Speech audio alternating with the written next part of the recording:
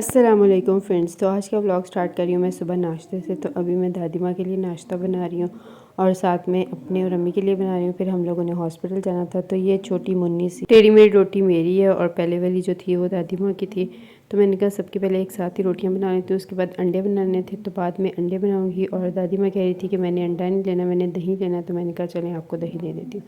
तो रोटियाँ बन गई थी। फिर मैंने ये दादी माँ को जो है वो दही के साथ दी और अम्मी को जो है मैंने अंडा बना दिया था और अम्मी ने अंडे के साथ खाई। फिर उसके बाद दादी माँ कहती मैंने चाय पीनी है, तो उनके लिए फिर मैंने चाय बनाई और फिर हम लोग निकले हॉस्पिटल के लिए। अब हम लोग जो है मेन रोड पे है, वहाँ से हम लोगों ने रिक्शा लिया। घर के पास से रिक्शा मिल नहीं रहा था तो हम लोग मेन रोड पे आ गए थे।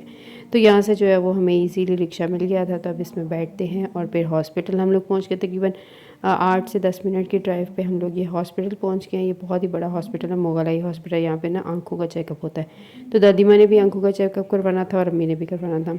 तो यहाँ से जो है मैंने पहले टोकन लिया, अम्मी के लिए भी लिया था और दादी माँ के लिए भी लिया। उन्होंने 2 टोकन लिए थे। तो पहले मैंने सोचा कि मैं अपना भी चेक करवा लेती हूँ, फिर मैंने कहा नहीं यार मेरी आंखें ठीक है तो अभी रहने देते हैं। तो ये टोकन है, तो अब अपनी बारी का वेट करते हैं। जब हमारी बारी आएगी तो फिर हम लोग जो है वो आगे जाएंगे। तो काफ़ी वेट करने के बाद जो है हमारी बारी आ गई, क्योंकि यहाँ पे ना काफ़ी ज़्यादा रश था। ये यहाँ पे ना स्क्रीन लगी थी, इसके ऊपर जो टोकन नंबर होता है ना वो लोग अंदर जाते हैं। हमारा आ गया था तो अब हम लोग अंदर जा रहे हैं। तो अम्मी ने एक जगह दिखाया और दूसरी जगह जो है वो भी मैंने दादी माँ को दिखाया। दादी माँ का ये था, दादी माँ सही से सुनती नहीं है, उनके ना कान का मसला है। तो उनके साथ घर का कोई मेंबर जाता है ताकि वो डॉक्टर को समझा सके कि ये मसला है, तो ये इसकी हमें ना दवाई चाहिए। पहले ये एक जगह भाई ने ये चेकअप किया और फिर उन्होंने ना कुछ नंबर वगैरह लिख के दिए और फिर उसके बाद उन्होंने कहा वेट करें। तो दादी माँ कहती है मुझे प्यास लग गई है, तो मैं उनके लिए पानी लेने चली गई। फिर उसके बाद जी उन्होंने हमें कहा कि आप हॉल नंबर 2 में चली जाएँ, वो दूसरी साइड पे था। तो अब जो है हम लोग हॉल नंबर 2 में जाएंगे।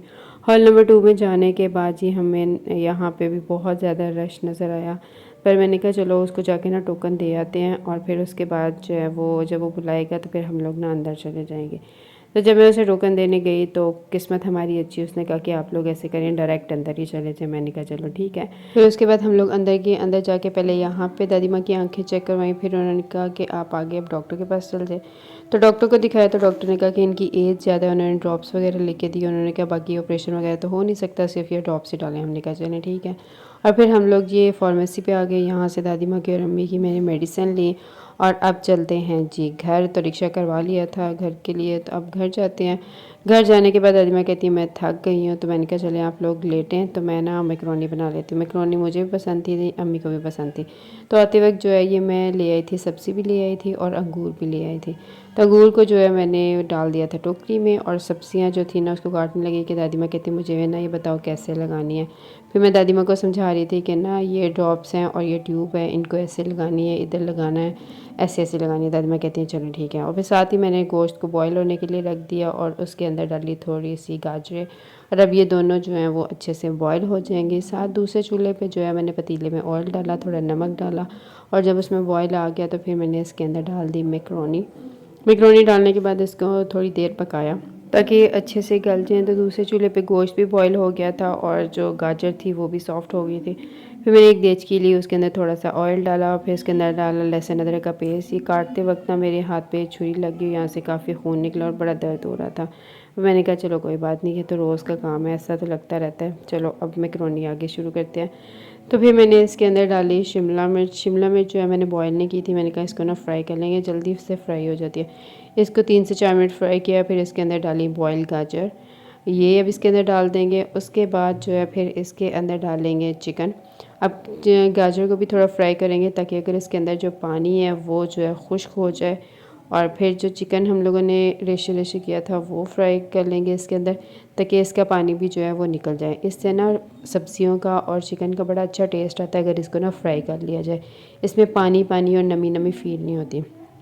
तो फिर जो है जब ये फ्राई हो जाएगा 3 से 4 मिनट, फिर इसके अंदर ना स्पाइसेस डालेंगे। स्पाइसेस जो है आज मैंने सिर्फ इसके अंदर नमक और काली मिर्चें डाली हैं और इतने ज़्यादा नहीं डालने। तो ये मैंने थोड़ा सा डाला है नमक, हस्बे जो है जितना चाहिए था। फिर उसके बाद इसके अंदर मैंने डाली है थोड़ी सी काली मिर्च, हस्बे ज़रूरत है, ये भी जितनी चाहिए थी। अब इसको अच्छे से मिक्स कर लेंगे। सही से मैं इसको मिक्स करती हूँ। मिक्स करने के बाद जो है इसके अंदर बॉयल मैक्रोनी डालते हैं। पहले मैंने थोड़ी सी डाली थी, फिर उसके बाद मैं जो है थोड़ी थोड़ी करके डालती हूँ आहिस्ता आहिस्ता, फिर उसको ना मिक्स कर देती हूँ। तो अब जी इसको अच्छे से हम मिक्स करेंगे।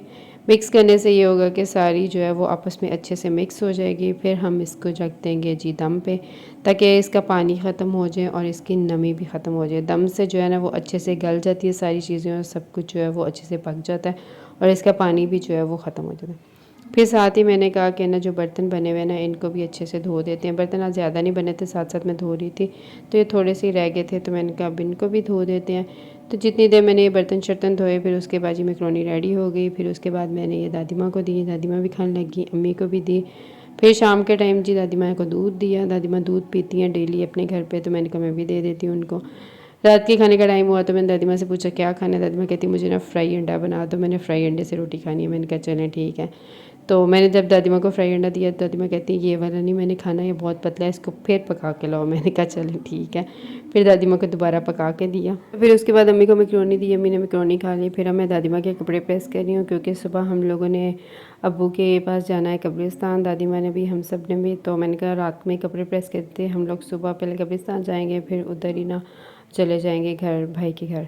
तो आज का व्लॉग यहीं तक था। वीडियो अच्छी लगे लाइक करिएगा, चैनल को सब्सक्राइब करिएगा। अल्लाह हाफ़िज़।